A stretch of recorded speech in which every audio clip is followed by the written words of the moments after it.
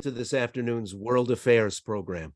I'm Ray Suarez, the host of On Shifting Ground, produced by World Affairs.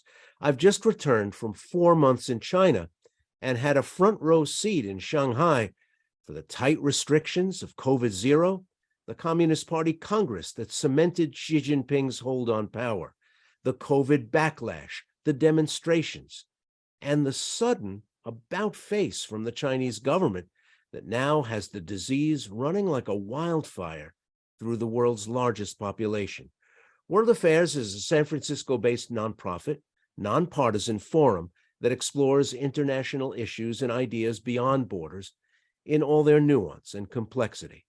I'm here with Sue-Lin Wong. Sue-Lin is a correspondent for The Economist and host of The Prince, an 8-part podcast about China's leader, Xi Jinping, widely considered one of 2022's best podcast series. Sue-Lin covered China for 8 years for The Economist, The Financial Times, and Reuters. She's now transitioning to a new role covering Southeast Asia. Previously, she covered the Chinese economy, China's tech industry, North Korea, Hong Kong, and Chinese society and politics. Later on in the program, we'll go to you, our audience. You can post your questions in the Q&A feature down at the bottom of your screen on Zoom, and we will do our best to answer as many questions as we can before the end of the program. Sue-Lin Wong, welcome to World Affairs. Thanks so much for having me, Ray. Well, you've said the future of China's 1.4 billion people and maybe world peace hinges on the mind of one man. Well, that's a lot to hinge on one man. You've called him the most powerful man in the world. Why does Xi Jinping wear those titles? So for many decades, China was ruled with cautious and collective leadership by the Chinese Communist Party. But over the last 10 years, we've seen Xi Jinping really consolidate his power and become a strong man who no one really is willing to challenge in China and in the Chinese Communist Party, which is the largest political organization in the world with many more members than the population of Germany. And we just saw, as you mentioned, this very important political meeting late in 2022, where Xi Jinping has decided to stay on beyond the usual 10-year limit that Chinese leaders have. And it doesn't really look like he's named a successor. It looks like he's surrounded himself by extreme loyalists who are not going to challenge him. And it looks like he could remain in power for a very long time as China grows stronger and stronger, becomes much more aggressive on the world stage.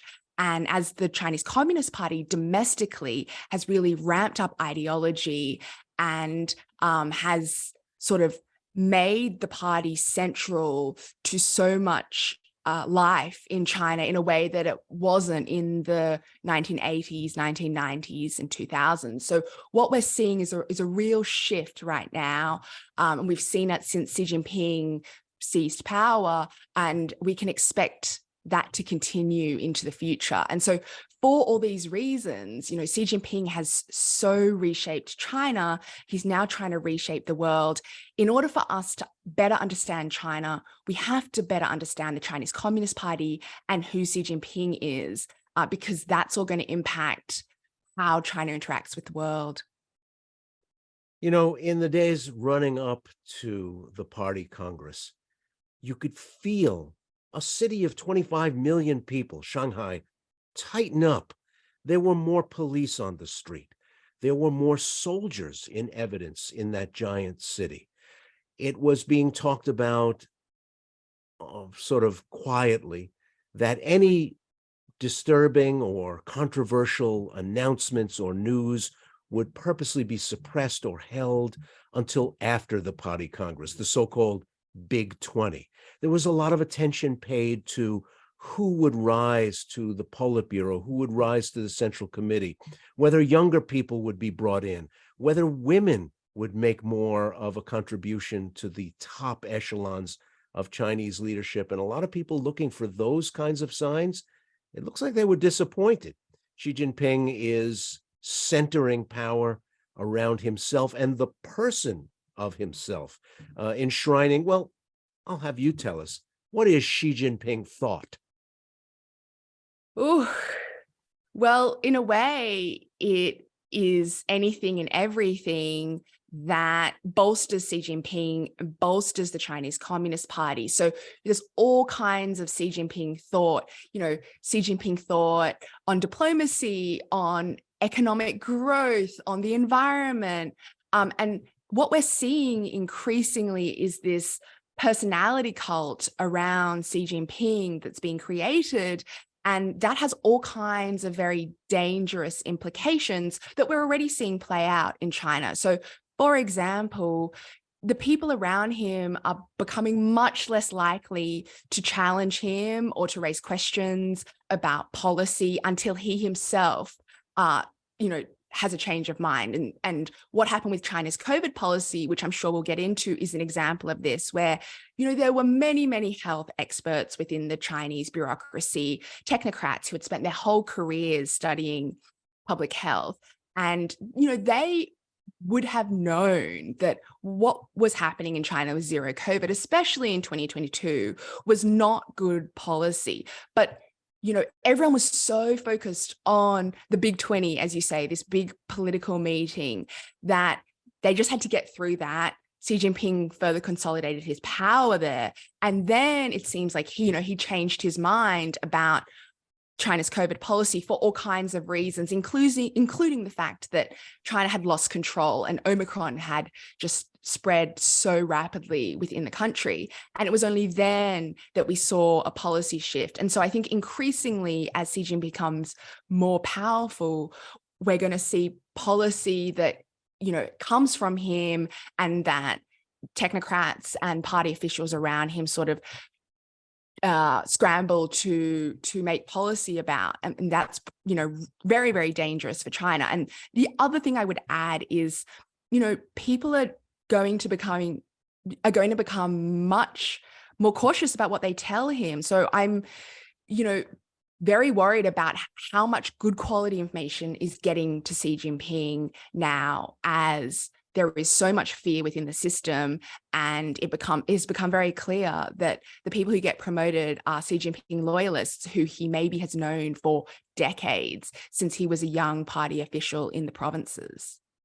I was in a bookstore in that forest of high rises in the relatively new commercial district across the river, Lujiazui, and it was fascinating to see the pile of books by Xi Jinping meant to sort of codify his thinking on various issues. 5 volumes in multiple languages.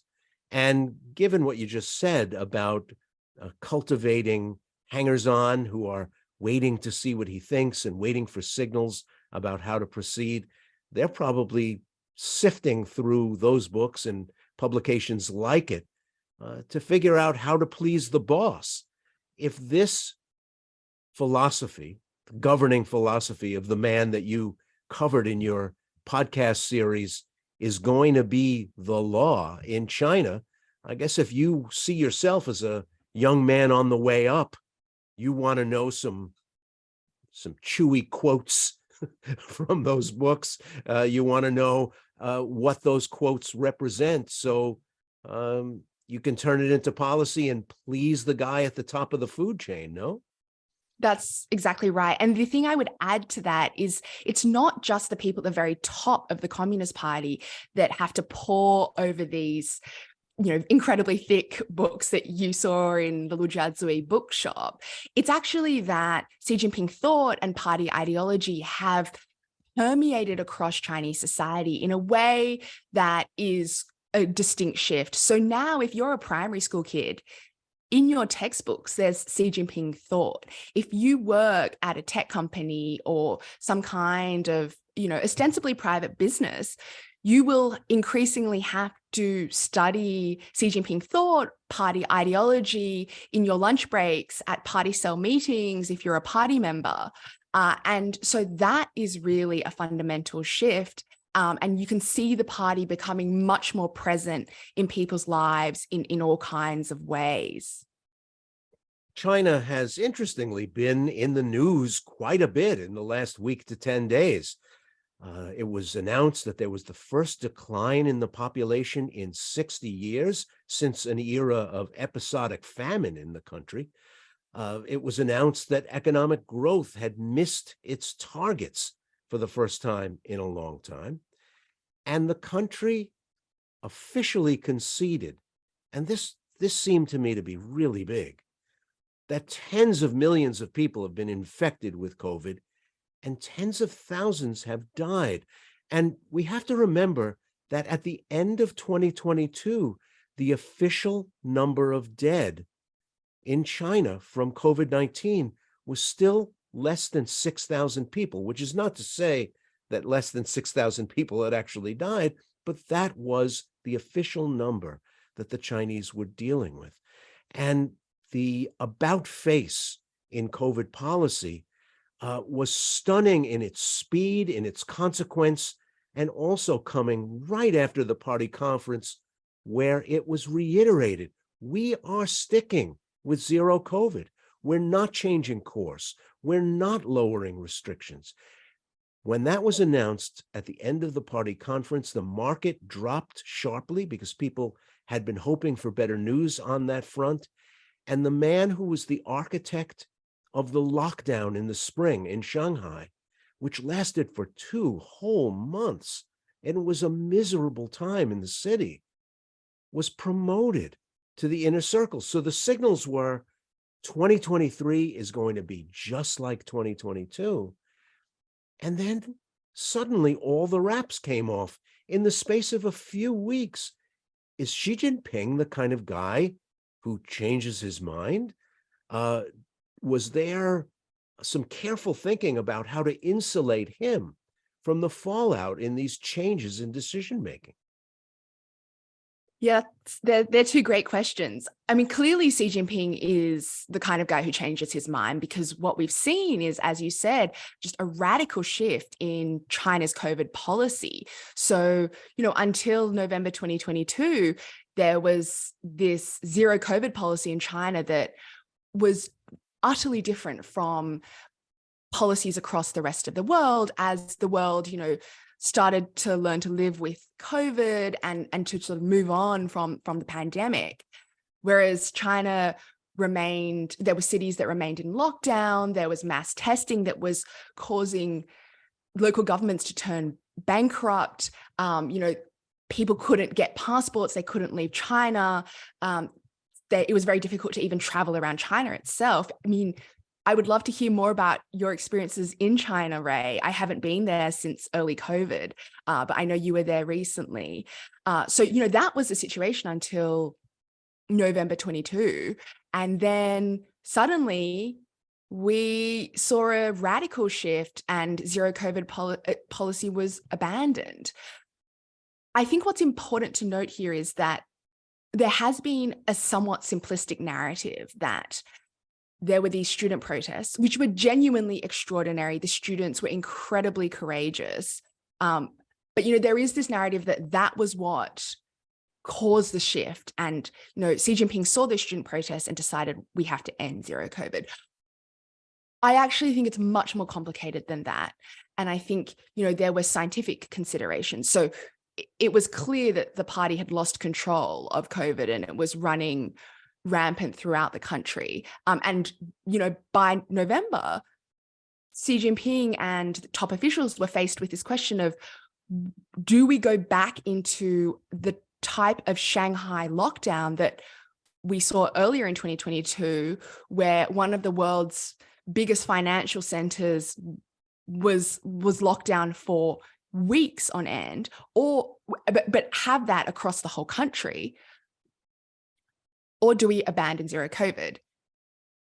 And coupled with that was, very, very sluggish economic growth, as you referenced, and this growing sense of frustration across the country, not just with the student protests, but with labor protests at, iPhone factories in southern China, where there's huge manufacturing hubs, and also just, middle-class Chinese who were fed up across the country at all these regulations. And so I think it was a combination of all those things that led to the end of zero COVID. But Ray, I'm very curious, what was your experience around that time?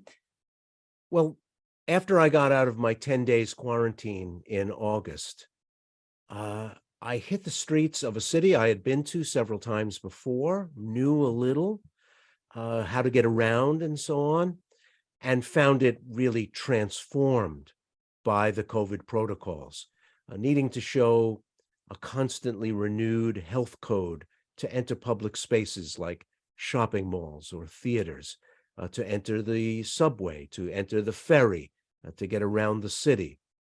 This was a place where you had to keep those testing codes on your phone up to date, or else you'd be hampered, you'd be handicapped in just trying to live your daily life. Because I was teaching, so I had to show that code to get into school in the morning as well. Those testing sites were scattered all over that giant city. And I couldn't even imagine the cost involved, even though it was batch testing. So 7 swabs went into a common test tube and they would ding your health code. They would turn it away from your green color, your freedom to move around, if one of the tests in the test tube turned out to be positive. All 7 people in the tube were handicapped until they could be tested individually and found to be clear. It was an unwieldy, tremendously burdensome system. And at the same time, remarkable in its scope, in its complexity, in its ambition. If you were in a batch that someone, either you or one of the other people, tested positive, you would immediately be called and told to stay in place until a flying squad, a health squad, could come to where you were and test you individually, and then you'd get the all clear and be able to move around again. But also, this system of telephones and health codes on this system was used as a tracking device to trace contacts with other people who may have tested positive for COVID.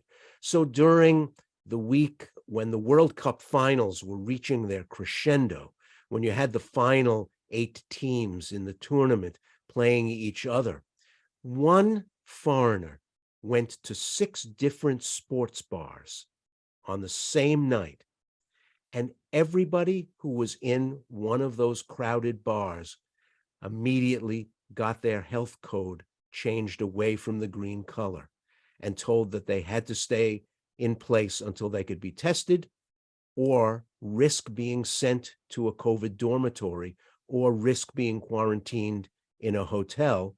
The clubs themselves all had to close down until all these close contacts, so-called close contacts, could be tested. It was a perfect textbook case for the difficulties created by this system.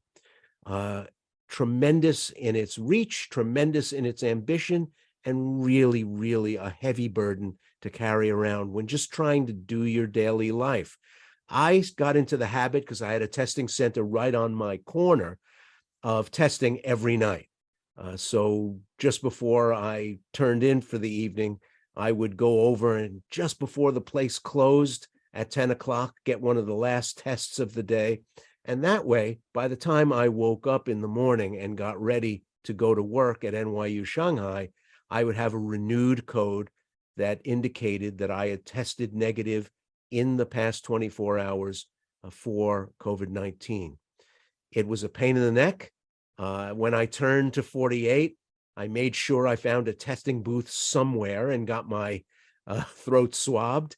I never let it turn to 72 because it would just make your life difficult.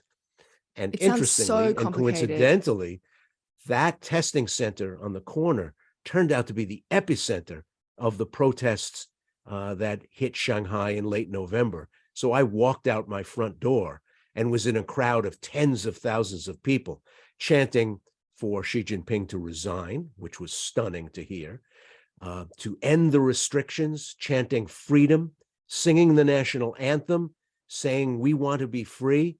It was a remarkable thing. And then my testing center closed down.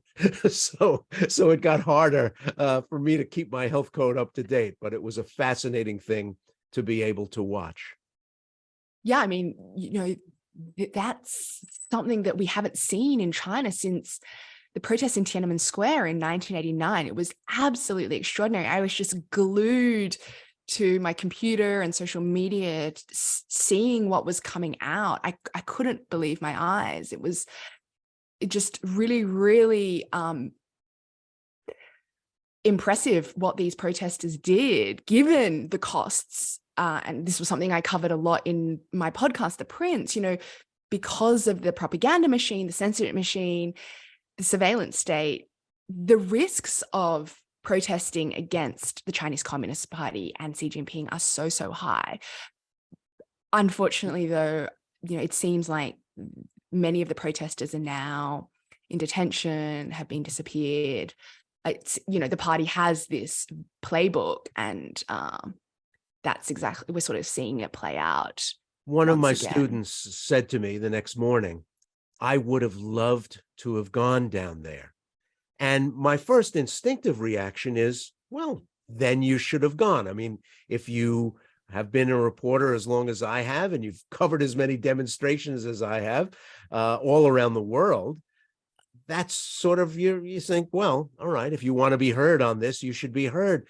And she said she didn't go down because she knew that if she was photographed there, if she was arrested there, it would really make her life, her future in China, more complicated, and for a long time.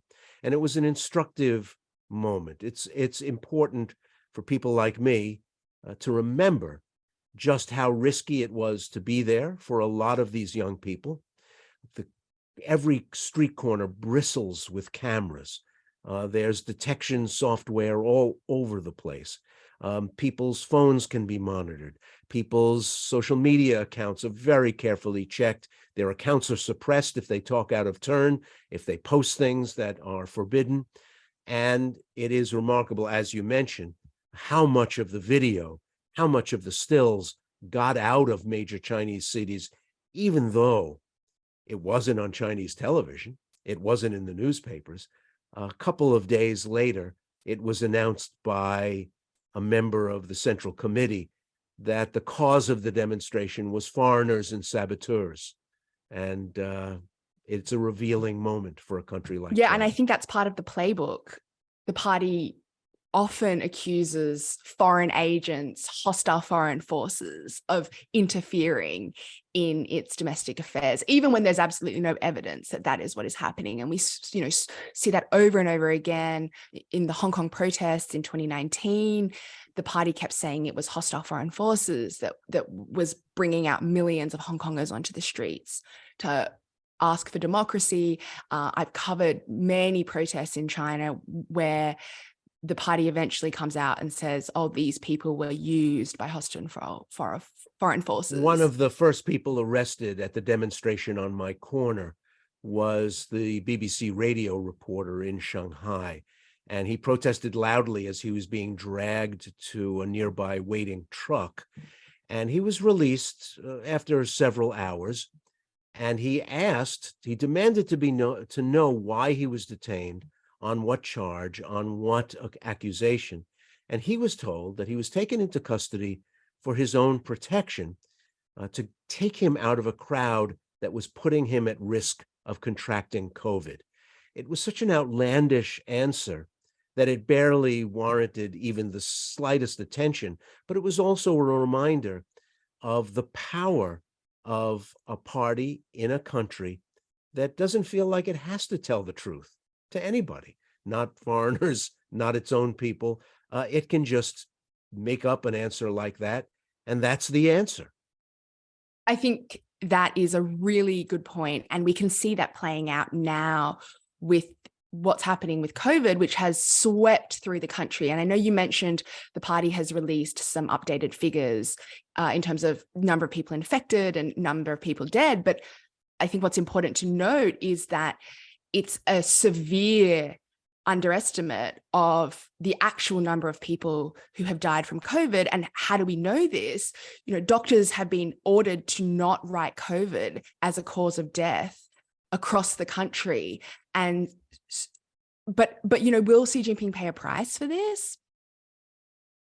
Maybe not. And there's a couple of reasons, you know, all the propaganda and censorship so that many people in China don't know that, you know, the death toll is as high as it is, especially if you yourself haven't, you know, tragically lost a family member to COVID over the past few months. I think there's also a lot of resignation and fatalism, especially in the countryside, because what are you going to do? There's no elections. You can't vote Xi Jinping out. Sort of protesting and getting angry is not going to do anything. It's not going to improve your quality of life. And in fact, as we've just discussed, can be incredibly dangerous. But you know, I wonder about just that point, because yes, there are no elections. Yes, there's no mechanism for registering your unhappiness with the system as it is. But Chinese people who work in China as reporters, people who have studied it as scholars, have told me for a long time that there is an unofficial mechanism, that the government still does not only want, but need the approval of the people of the country, even if there are no elections, that they have made a kind of deal, a social compact. And if they can't deliver more affluence and can't deliver health and security, those are breaches of that contract. Is that fair? Yeah, I think that is part of it. But I think the other really important aspect is the ability of people to organize. And that was partially why those protests in late 2022 were so extraordinary, because we saw them break out in so many cities across the country. Usually what you see is a discrete labor protest or a discrete protest against, you know, environmental degradation in a single place.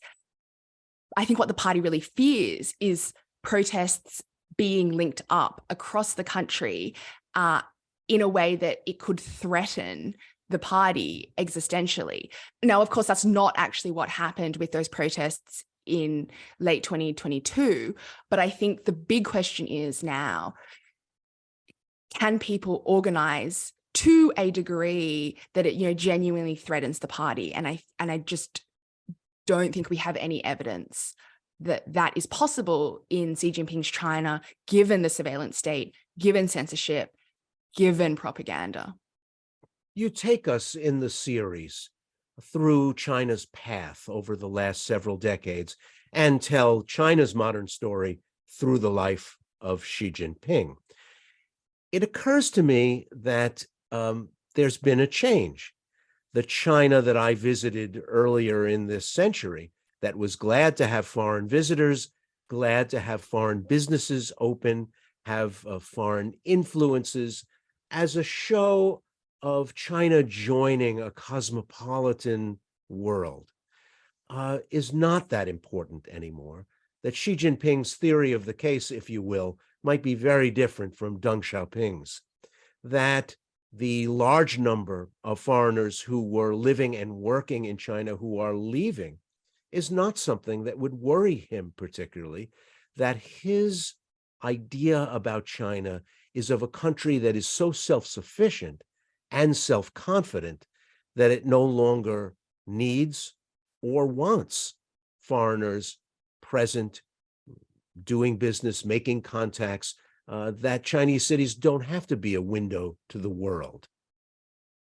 I think that's completely right. And, you know, I have a few anecdotes about this. One, a very personal one. There was a whole generation of us who went to China in sort of the early 2010s, I was there during the Beijing Olympics in 2008, and there was all this hope and excitement, and it felt like China was opening up, and maybe we could have careers in China, working on China, whether as reporters or academics or a whole range of careers. And when I think about my friends from that time, sort of the foreigners who were there studying Chinese, studying China, just soaking up the country and all the excitement, almost every single person has left. And many of them say they will not go back because, they work on sensitive issues, or they deeply understand the party, and they have seen how much more antagonistic, hostile, and aggressive the party has become, especially in all kinds of ways, but including to foreigners. And so in a way, it's a tragedy. And obviously it's much, much worse for open liberal Chinese who have so many more ties in China. But, I think there are many, many people of my generation who were hoping that China would become more and more open and more free. And that has not happened at all. Another data point in terms of, the direction China has gone in is just all the young Chinese people I know who are trying to leave, not for a holiday, but permanently trying to migrate. There's this whole phenomenon called runxue, so the study of running. I'm not sure if any of your students at NYU Shanghai have shared with you about their own perspectives on this, but the fact you have a whole generation of sort of the Chinese elite who are incredibly unhappy with the current situation, but realize there's nothing they can say or do domestically. And so you either sort of stay quiet, or you try and find a way to leave, I think is very, very telling about the current state of China under Xi Jinping. I was talking to two young men at the demonstration, both around 20 years old, both university students. One was able to leave the country. He has contacts and relatives and a sort of paper trail that will allow him to get into Canada. And he said, I think I'm going. This last year was so bad that even when earlier I had decided to stick it out, I'm going to go. To my other side was a young man, just as bright, just as capable, just as ambitious as his peer, but had no way to get out of the country.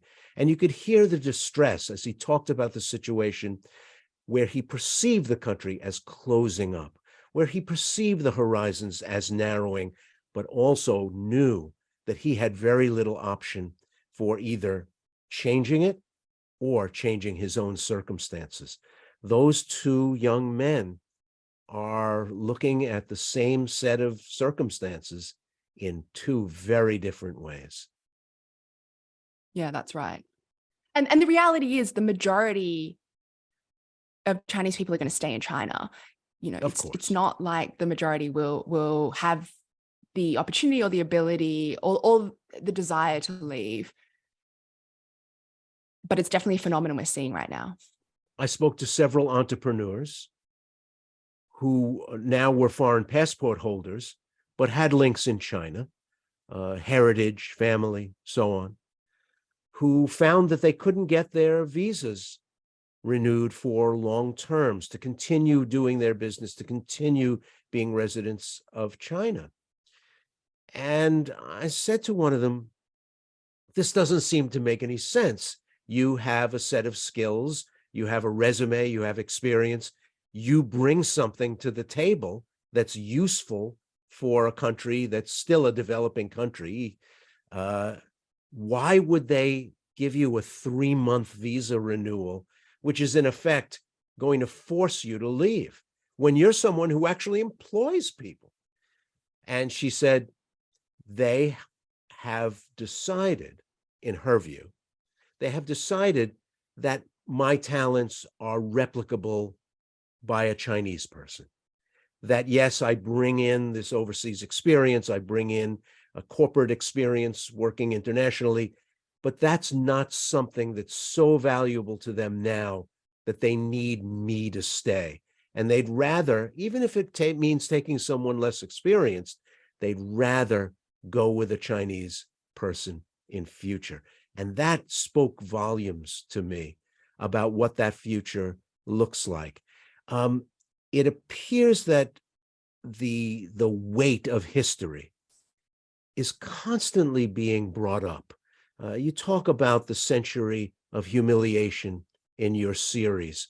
I was struck by how often it comes up because, yes, it is a reality. Yes, it is part of the story of modern China, of the making of modern China. But once you've had your GDP grow 45 times in 30 years, once you've gone from being an industrial backwater that just made simple components for other people's high-tech industries to being a world leader in a lot of production, once you've become the world's workshop, why aren't you more self-confident about your place in the world and what your future looks like, instead of this constant defensiveness about events that are now approaching, really beyond the lifetimes of any living people?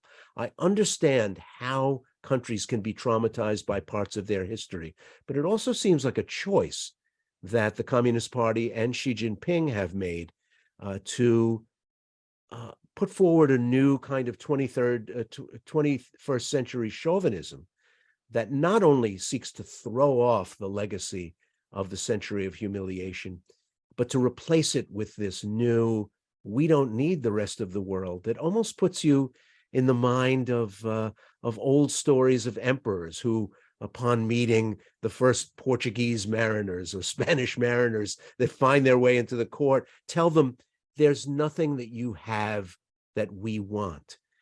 It's not an interdependent world that they seem to be looking for, but one that's dependent on China.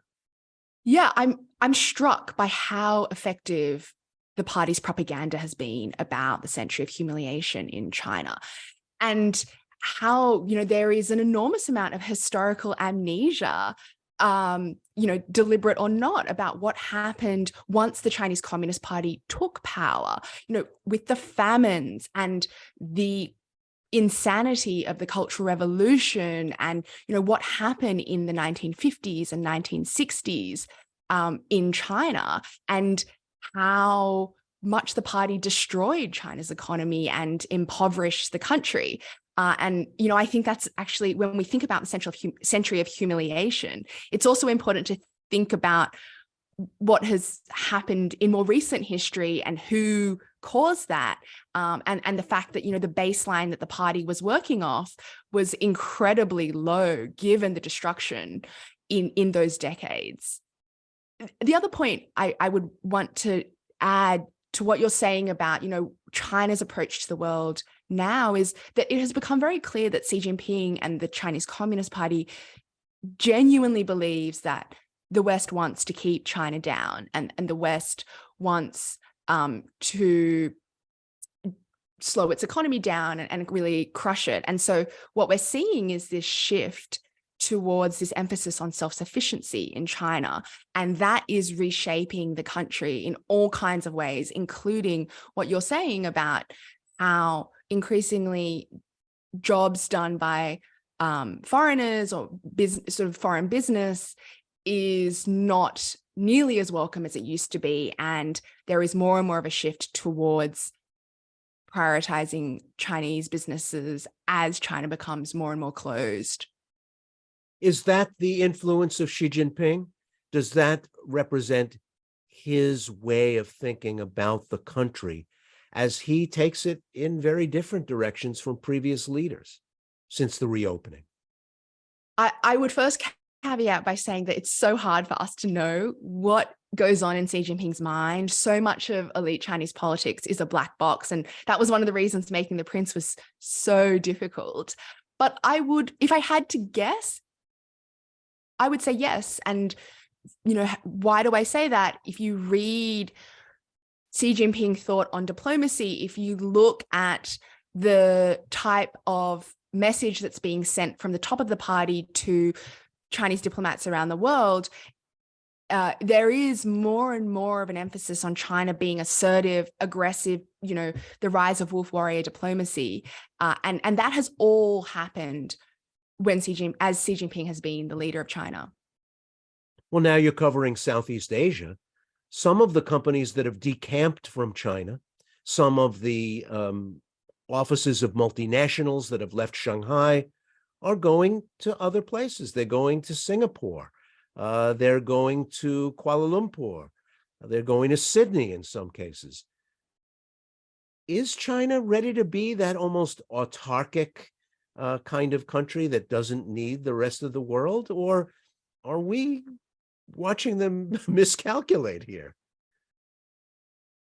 It's definitely a trend, and I've been struck by how many businesses are relocating at least some of their operations, part of their supply chain, to places in Southeast Asia. But I think we're still seeing a lot of interdependency between China and the West, China and the rest of the world. But it's something that's changing really, really quickly, and it will be very interesting to see how it all plays out. But I think here in Southeast Asia, the main security concern is Taiwan.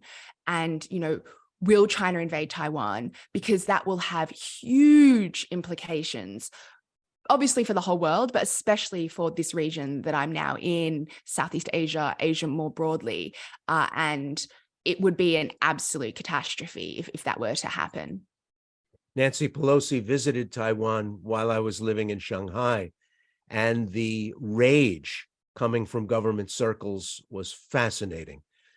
It was almost as if they didn't remember that Nancy Pelosi had been a very severe critic of China for decades, not just a Johnny-come-lately to the issue, but complaining about the U.S. greenlighting China into the WTO as a young congresswoman, someone who had attempted to make China's human rights record an issue in the bilateral relationship since the early 1990s.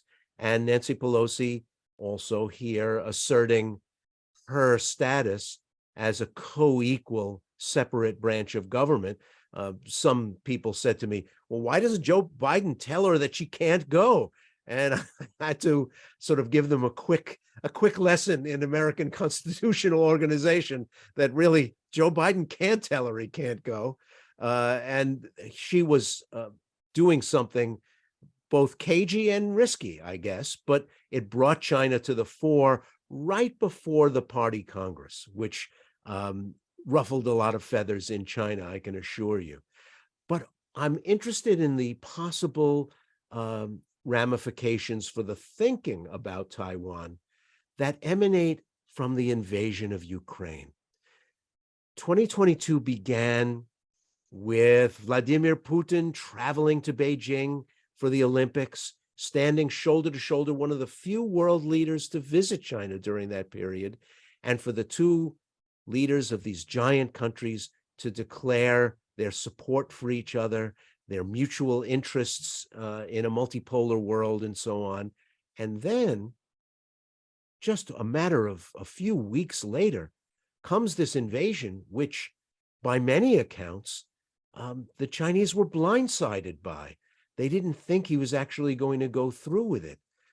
There's been a lot of speculation about what it means to China, both that it's gone badly and that Xi Jinping has been so forthright in his support for the Putin government in Moscow. Yeah, I think what's important to remember is China is about China. And so we're seeing, China try to take advantage of the situation as much as possible,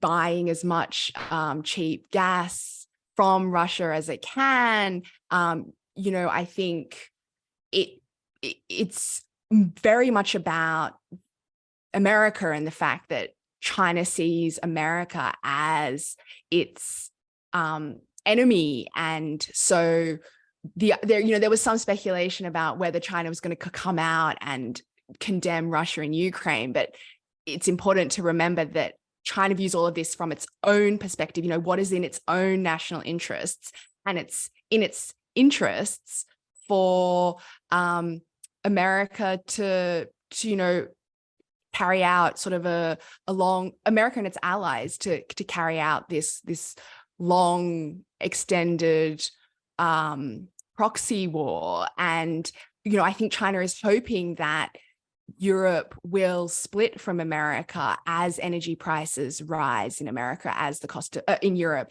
as the cost of living increases in Europe. So it's all very much about, what would help China, what is in its own national interests. But what I would also add is, in terms of, the risk of China invading Taiwan, which is a very big question now globally, I don't think it's going to happen in the next few years. And one of the reasons for that is the propaganda inside China is very much about China's rise and the importance of economic growth, rather than rampant nationalism and the importance of seizing back Taiwan immediately from the party's perspective.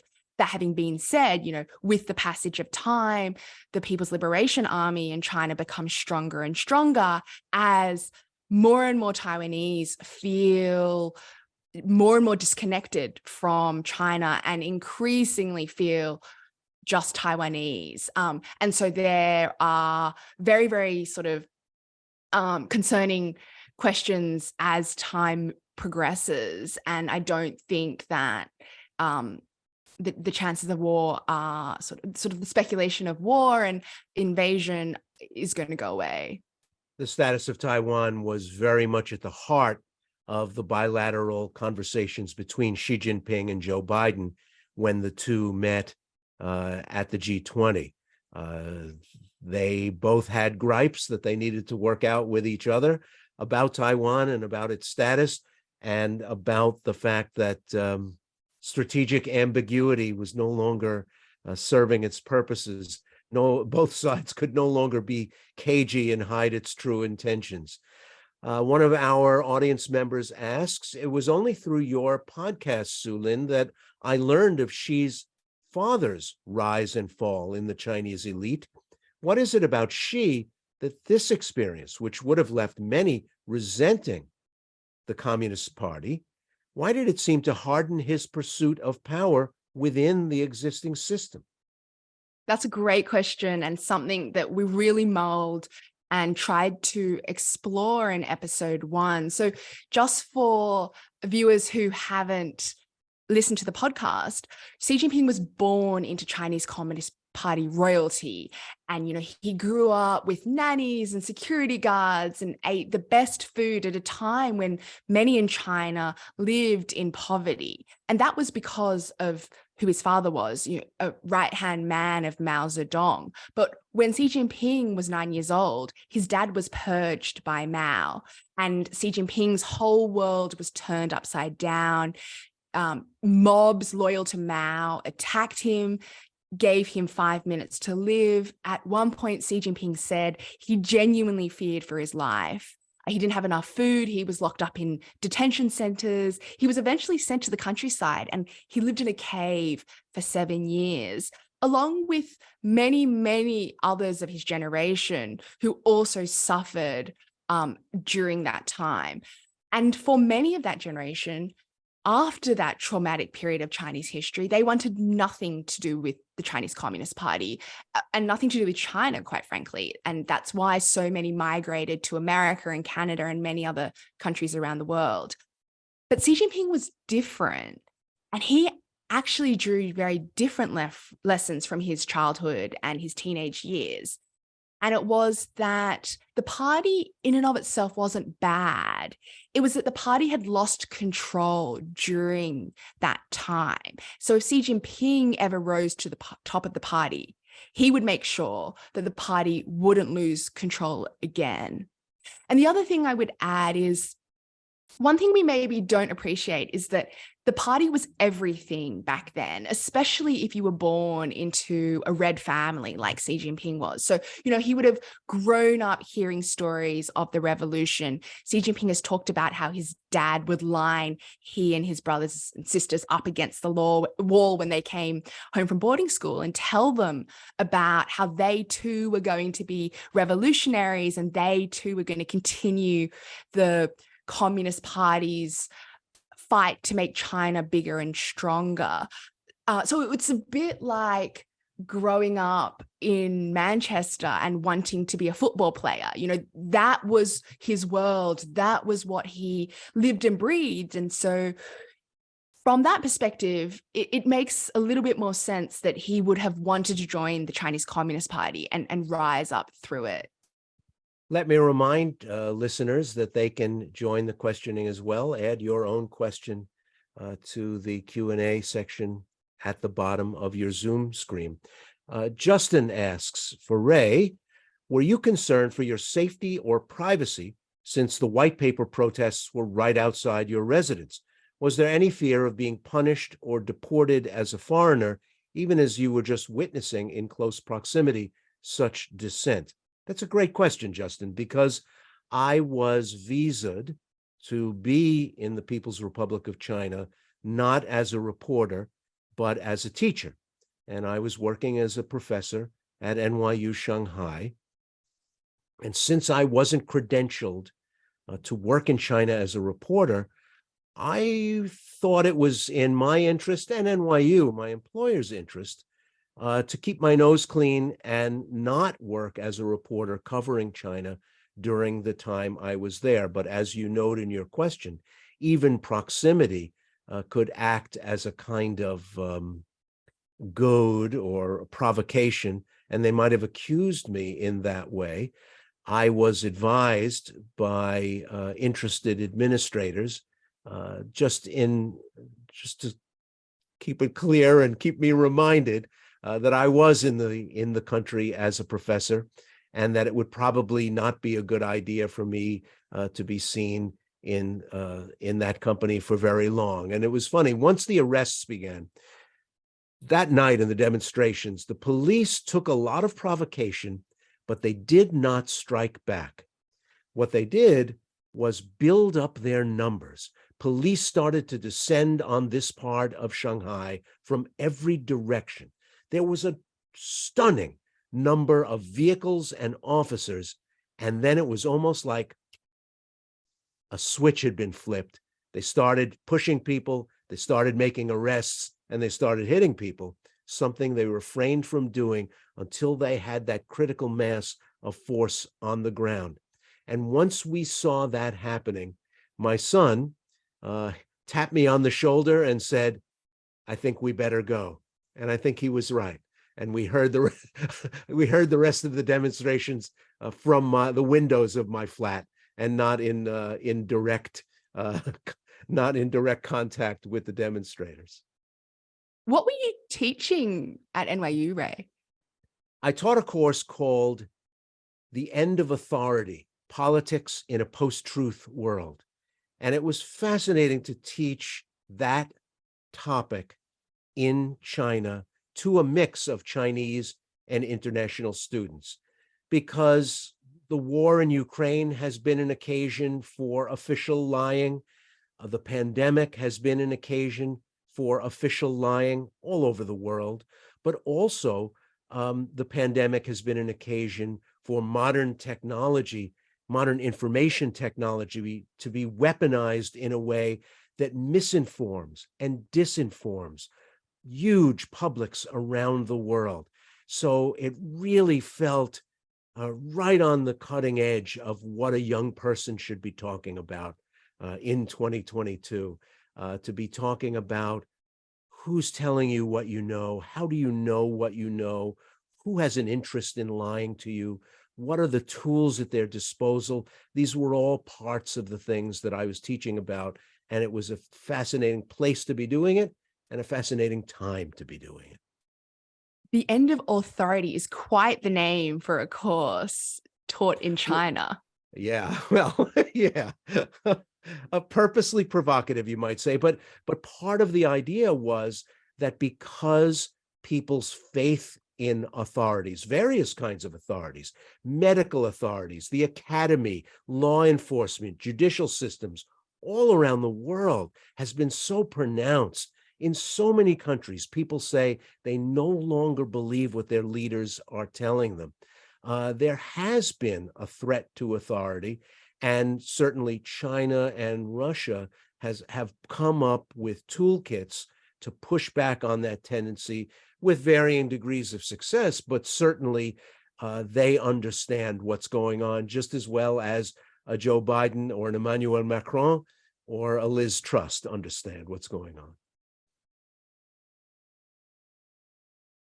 Do we have any more questions from the audience? What do you know? I mean, have you felt any Chinese state pushback after releasing the podcast, Sue-Lin?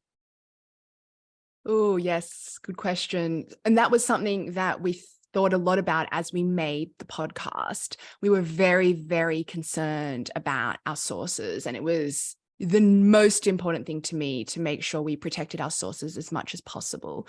It was so difficult because there were so many. It was so difficult to make the prints because there were so many reporting constraints. One way I've been describing it, it's imagine being asked to make a podcast about Joe Biden, but you're not allowed to go to America. You can't speak to any Americans in America because it's too dangerous. And that was my reality. I couldn't interview any Chinese people in China over WeChat, which is the most used app in the country, because it's surveilled by the party, and it would be putting any Chinese person I reached out to at risk. So then the question became, how am I going to find my interviewees, and how are we going to center Chinese voices in this series as much as possible while keeping people safe? And so as a result, we had to get very creative. We used voice actors. We found people who were now, driving Ubers in New York, or a Weibo censor who now lives in LA. My producer found a protester from 1989 who was protesting in a city right near where Xi Jinping was, and interviewed him. And then it was my producer who told his story, because, even after all these decades, that person didn't want to appear on our podcast because they still have ties to China. So it was very, very challenging. But as far as I can tell, there hasn't been any official pushback. I have had some social media accounts. There have been attempted hacks of some of my social media accounts, but that is something that correspondents who cover China are sort of sadly used to. And so we sort of have procedures in place, and I try to protect myself as much as possible. And as far as I can tell, none of my accounts have actually been hacked, but it's a very, very hostile reporting environment right now in China. And for anyone who's trying to do reporting on someone like Xi Jinping. There's one last audience question before we go. What is Xi Jinping's biggest challenge moving ahead? What's his biggest challenge in 2023? I would say the year has not started well for Xi Jinping, and he actually has multiple challenges. I think the economy is a massive challenge for him. And how China comes out of zero COVID is inextricably linked to that. So we'll have to watch and see what happens. But, I would not want to be him right now, as much as he has consolidated power and much as it looks like he will get off from sort of paying any substantial price for China's absolute failure of governance when it came to handling COVID. There are a bunch of headwinds for him domestically and internationally. I would say, the economy, but also how China interacts with the world. And many countries around the world have become a lot more clear-eyed about the nature of the Chinese Communist Party under Xi Jinping. That's Sue-Lin Wong of The Economist And that's all the time we have for today. Please look out for her podcast series, The Prince, telling the story of China's big leader, Xi Jinping. Thanks so much, Sue-Lin. It's been a pleasure to look back and look ahead with you. Thanks so much for having me, Ray. It was great chatting. To learn more about world affairs, head to our website, www.worldaffairs.org. There you can register for my in-person visit to San Francisco on Wednesday, February 1st, to discuss my own career and the journey of so many across nations and across borders. I'm writing a book now on immigration that will come out in 2024, and I'll be discussing my interviews and research for that work. And of course, you can always listen to On Shifting Ground on KQED FM or listen to the On Shifting Ground podcast. We're also carried in public radio stations across America now. Thanks for being with us. Thank you, audience, for sticking with us and taking the time to learn more about a very important country in our world. So long.